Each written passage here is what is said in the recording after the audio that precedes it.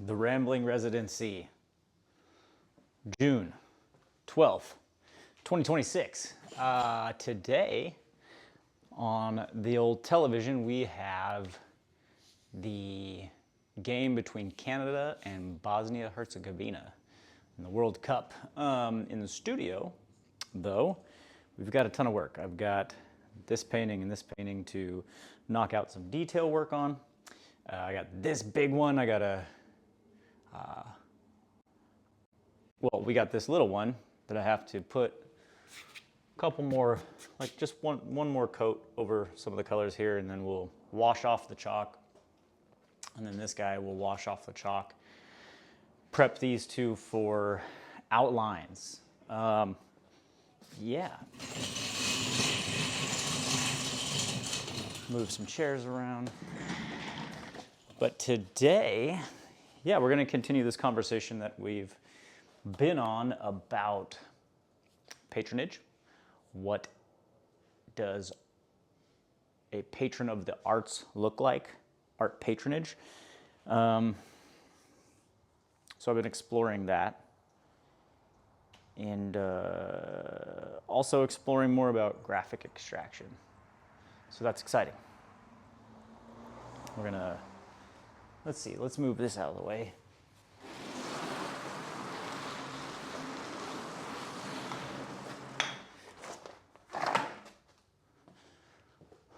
All right, move my little cart.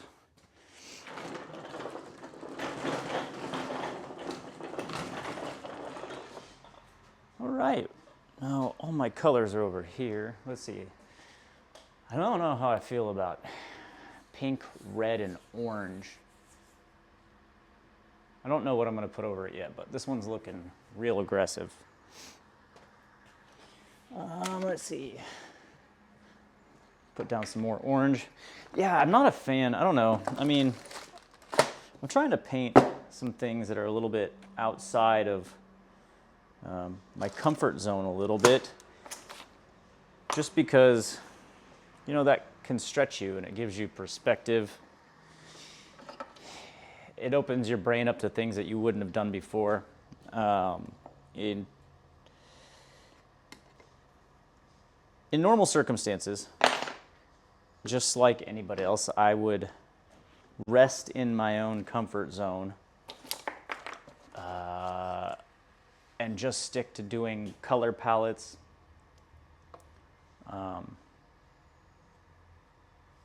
And different things that I was comfortable with. I, as an artist, are coming out of graffiti and becoming more of like working more in just art. I really feel like there's a couple things I've needed to pursue, and that is, and I haven't even started really doing this, but I'm just being present to trying new things. But I really need to begin to study color theory more.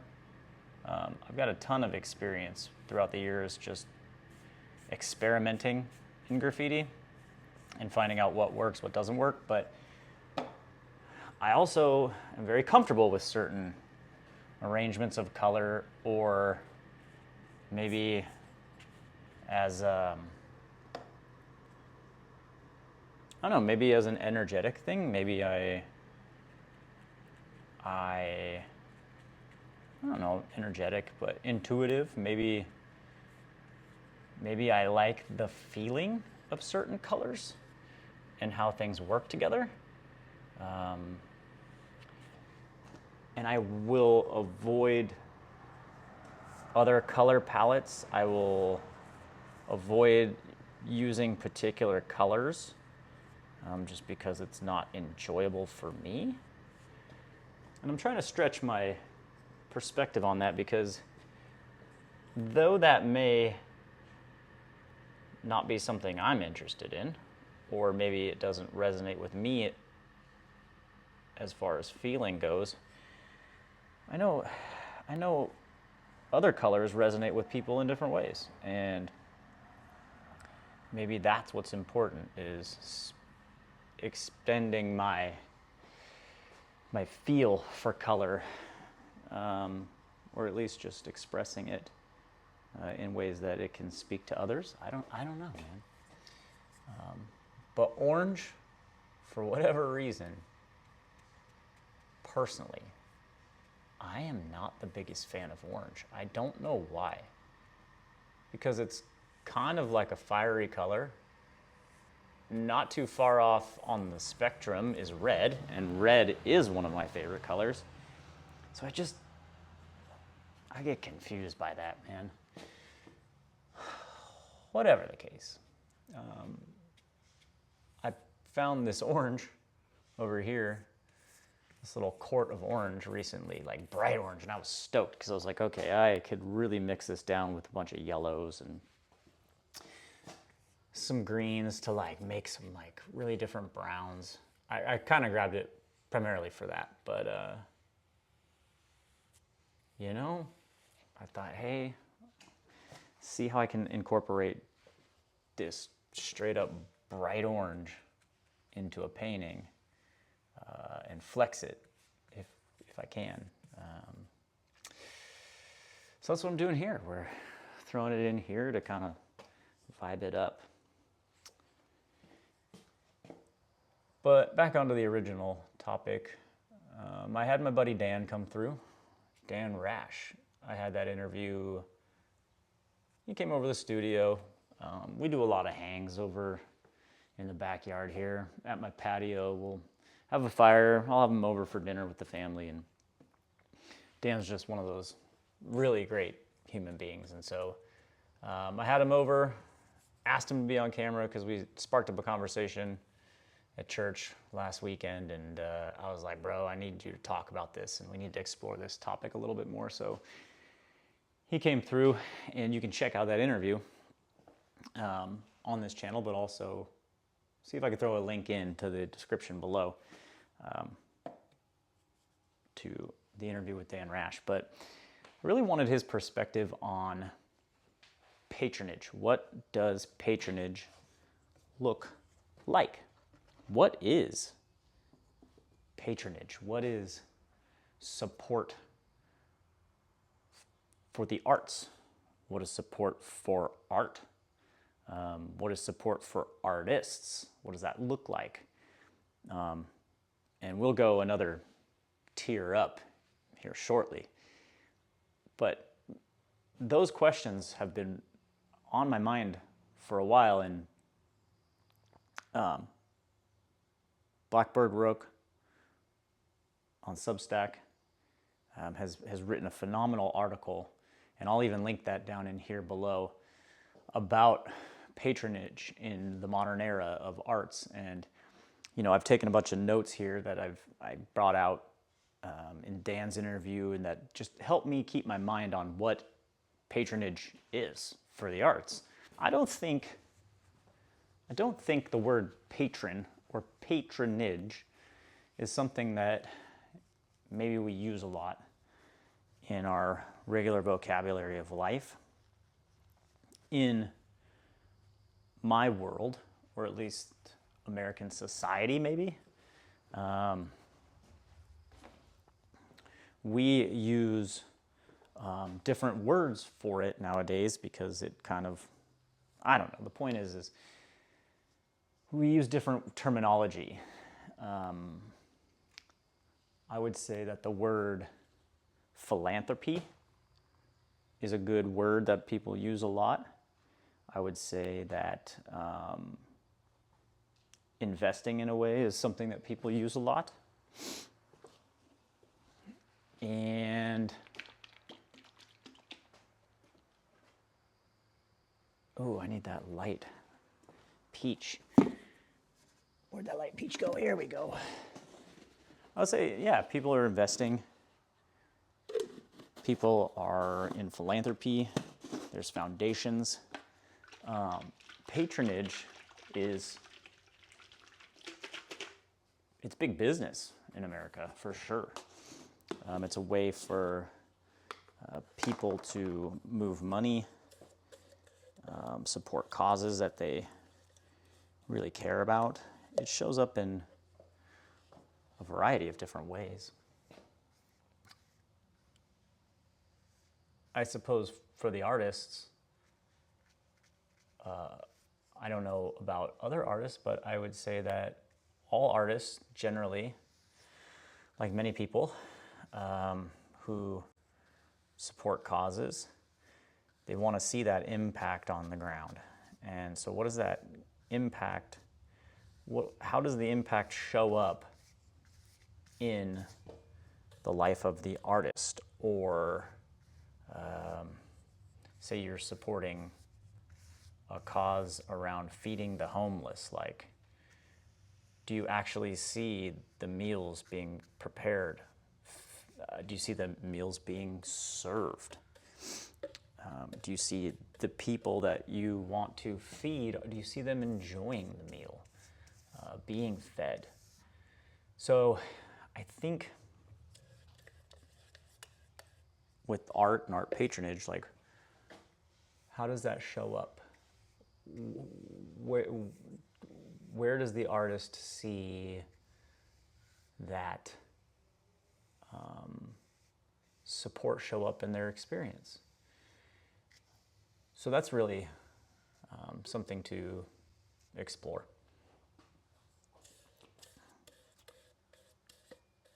And again, I want to preface as much as I can all this by saying that, like, I have a very limited perspective.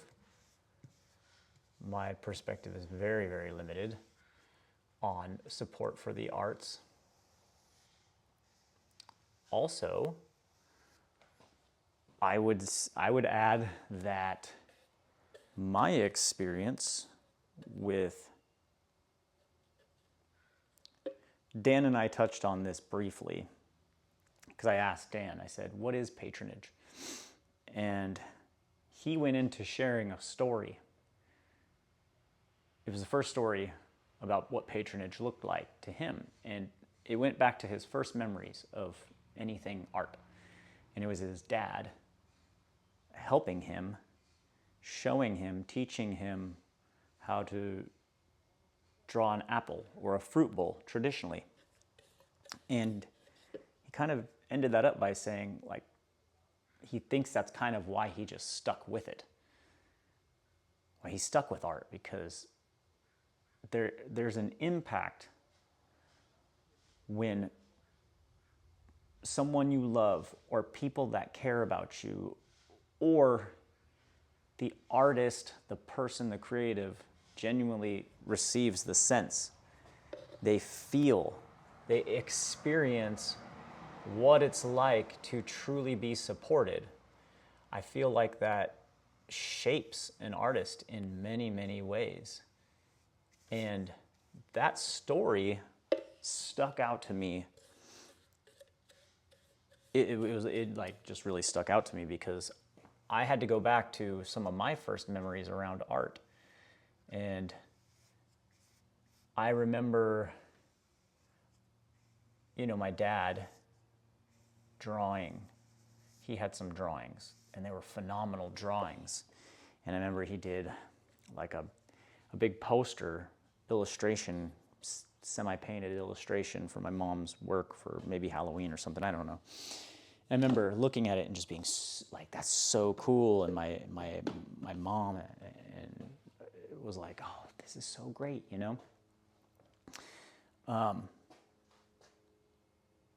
But my first memories with art were when I began actually doing art stuff. I wasn't an artist in any sense until much later in my life. I tried sports, and then I ended up moving. I tried all the things. I played a lot of baseball when I was a kid, soccer. I did all the sports stuff. But it wasn't until I relocated to here in Tacoma with my family that art became something that it overwhelmed and it just consumed me.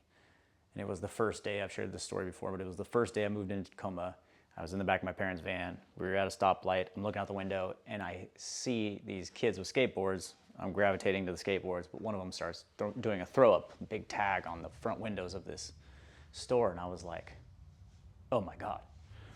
Do you want to be part of this? Look, this is the rambling residency, so we're just rambling, aren't we?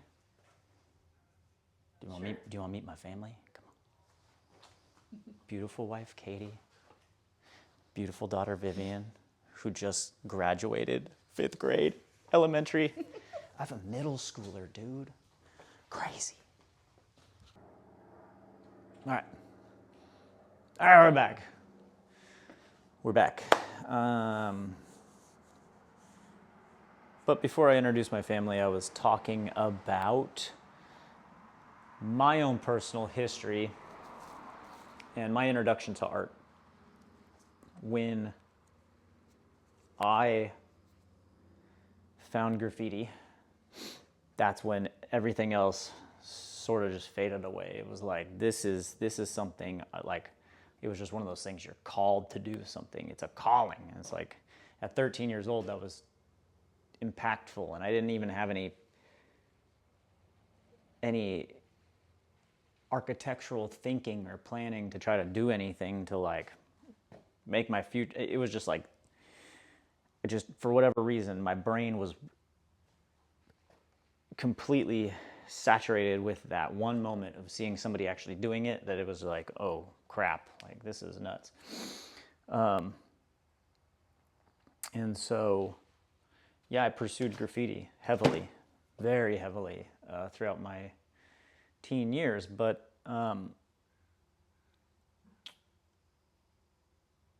with that, I remember the first time that I sat down with my buddy Niles. Like we were skating back then. This is 8th grade, and I was like, yo, you got to show me how to do this graffiti thing. Like, you need to teach me. And he's like, nah, you just start drawing it. And I was like, I don't even know how to do it. He's like, yeah, you just start drawing though. And I was like, so I just started drawing, right? And like, before I knew it, you know, I'm coming up with different kind of graffitis, man. And, you know, they were so whack. But the point is like,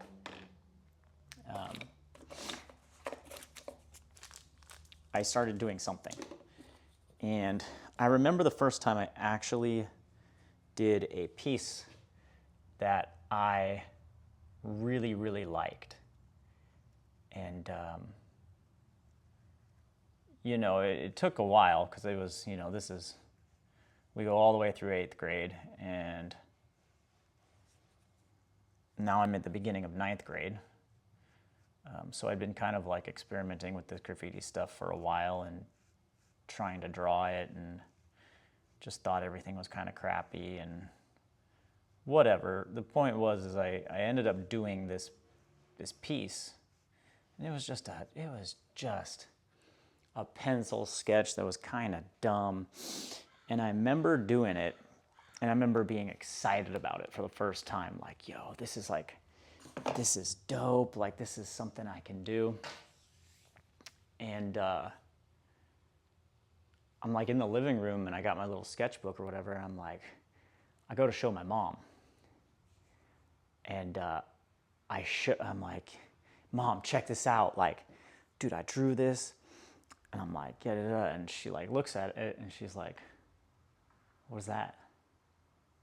And I was like, it's like, yeah, man, this is like my name. It's like a piece of graffiti. Like, I can, like, this is so cool. Like, I'm drawing graffiti. Like, I really like, this is something I can do and be really good at, And like, she goes, what the hell is that?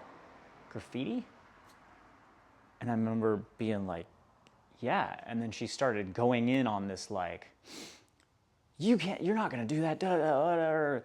Like, bad friends and influence, all this. Like, she just went down on this, like, berating the thing and berating me for doing this thing. And I remember just being like, what? Like, I brought this excitement, I brought this joy and this energy, and I shared it, a transparent sharing for the thing with one of the two people who we want in our life to be supportive and nurturing of our interests and things we want to pursue. And I was immediately met with like just this really negative energy, and that had a tremendous impact on me. And I've never forgot it. It's stuck with me throughout all the years. And anyway, what ended up happening is, in my little 13-year-old, well, I was 14 at the time, like my little 14-year-old brain, my mind was like, well, fuck you, Mom. And so in my heart, I just knew that I needed to follow this thing. And like, it was so burned and saturated in my mind. I was sold on it. And I was like, I'm doing this. Like, fuck you and fuck anybody. Like, I'm doing this thing. And I pursued it heavily. And Niles, in our interview, he jokes about it because he remembers my parents. Like, he calls me like the Anne Frank of graffiti. Because I did. I had to hide everything. Like, they would find my sketchbooks. They would take them. They would find my markers. They would take them. I had to resort to racking paint, stealing paint, and I got caught for that and got busted, and that was bad. And like, I was just persecuted by my parents, the two people that I wanted support from, persecuted for doing this thing. And now, in hindsight, I get it. This is the 90s. Like, it's still extremely taboo. Graffiti is not what it is in 2026, where it's culturally accepted, culturally celebrated. There's extraordinary opportunities and careers that graffiti writers have. But at that point, back then in the 90s, like, that was super taboo. And my parents, again, in hindsight, they had their own adult problems that I knew nothing about at that time. And, they're trying to raise teenage kids. And yeah, there was just things they were going through that I didn't understand. But it reflected out onto us. And,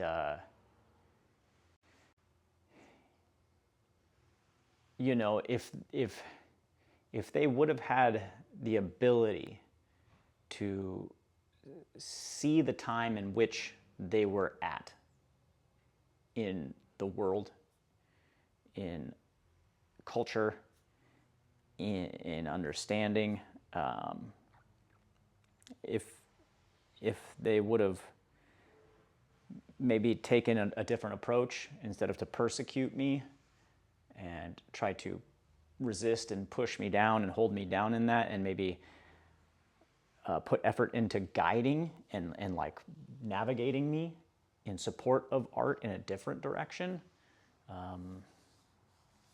maybe that would have had a different impact. But what stuck with me was the persecution. And so that had a tremendous impact on me, versus my buddy Dan and what he experienced growing up, which was support from his parents, love and support for that. And then being a part of a faith body, a large church, you begin to get social validation and support and lifting up of what you do. And so that does something to the consciousness and psyche of an artist, a creative, versus what I feel like I've experienced, which was like resistance, persecution, this idea that nobody wants to support my art and that I don't have any value as an artist. That's taken many, many, many, many years and a lot of work to undo that baggage and the damage in my mind from that. That's been a really detrimental thing. But on the flip side, that is the thing that fueled me. That adversity, that persecution, it lit fire and motivated me to pursue this thing that I'm doing now, where I'm still just as driven, just as motivated to produce without any persecution today. But would this be here had that not happened? So I've had to do a lot of work to unpack that programming, those limiting beliefs, while also learning to be grateful for the experience that I had that was different than others. And so that's been a stretching of the mind. And now I'm just blessed to have a studio and be able to produce art in the ways that I'm free to produce. And that's been a beautiful experience for me. So support for the arts and artists is something on my heart. And it's a subject that has, again, come up again recently for me through experience. How do I want to talk about this? Let's see. I've been privy to these conversations over time, and this isn't like a novel. Like, this isn't something like groundbreaking. It's not a groundbreaking idea. This is everywhere. It's everywhere in our society. It's everywhere in Tacoma here. But essentially the idea, it's a co-working space. And here in Tacoma, we have a ton of vacant offices, an office space that people are like turning into these co-working. It's beginning to unravel into this hybrid thing. But I've had these discussions with artists throughout the last several years. I mean, we're talking about people from different walks of life, different industries, whatever, but it's all kind of like, they're all creatives. They're all creative people. And they keep talking about this thing. And the thing is that creative workspace, it's literally something for artists and makers. That's a collaborative, creative work environment. It's a physical workspace. It has a gallery in the front, so a retail showing space. It's got a communal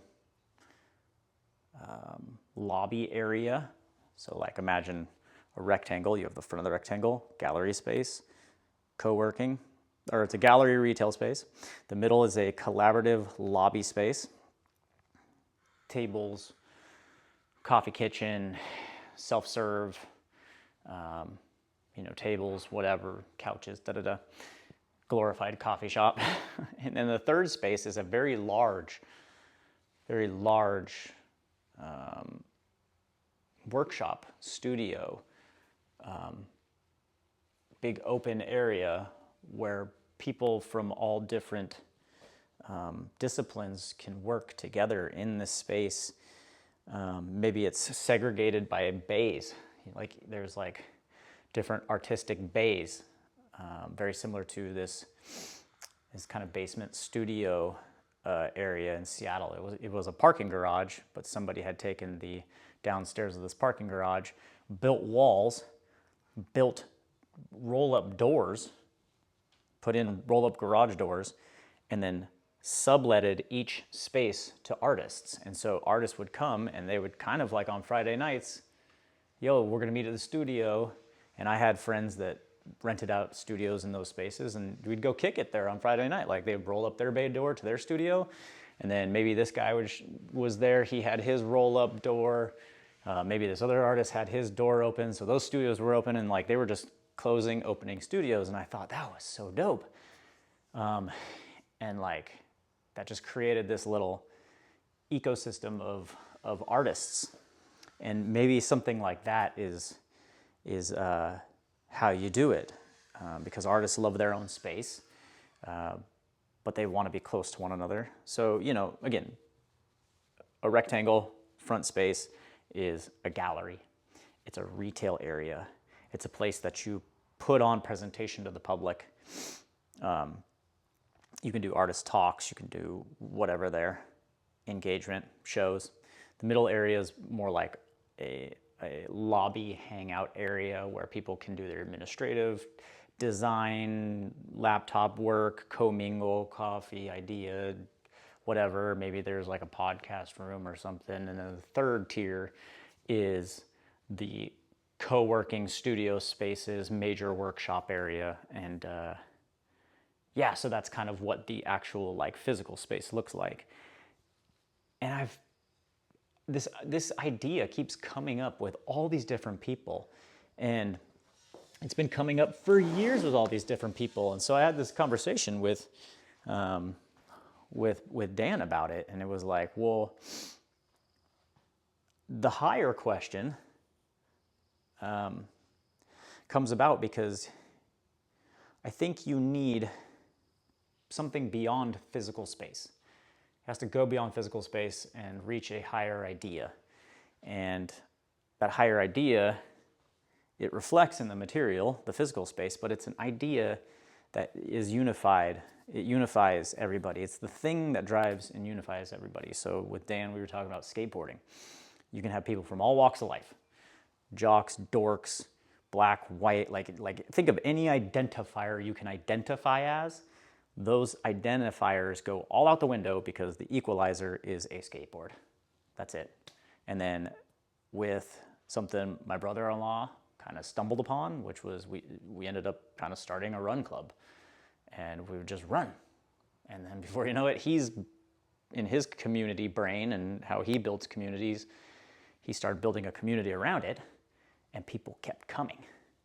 And there's people from every walk of life in run club, but everybody puts on a pair of running shoes and they run. That's the unifier. And so I think the question comes about now, like what is that unifier? For one, what's the unifier? And two, how do you extract that from art? Because art is such a vague and generalized thing now in today's world. So what is art? What is art? And then how do you find a unifier around art or creatives or makers? Because we're all so different. There's painters, sculptors, fashion people who sew, printmakers, dancers, musicians, literally like anything creative it's so darn broad. So what's the unifier? And that's what we're trying to find and discover. So that's kind of the open-ended question at this point as far as where that conversation goes from here. So don't have that answer yet. Do not have that answer. But we're going to finish up these three paintings. This one, this one, this one today. We're going to knock those out. We're going to throw in the little whittly-do details. We're going to put on the details. We're going to capture some content with my wife when she gets back, who you met. Praise God for my wife. Very blessed to have her and her skill sets around photography and capturing content. If you see content on my Instagram, even on my website, here she's got a phenomenal eye for seeing the world and capturing photos and video. So shout out to Mrs. Haviland. She's crushing it. And yeah, man, summer's starting. I'm going to turn up this game. And yeah, we'll see you next time.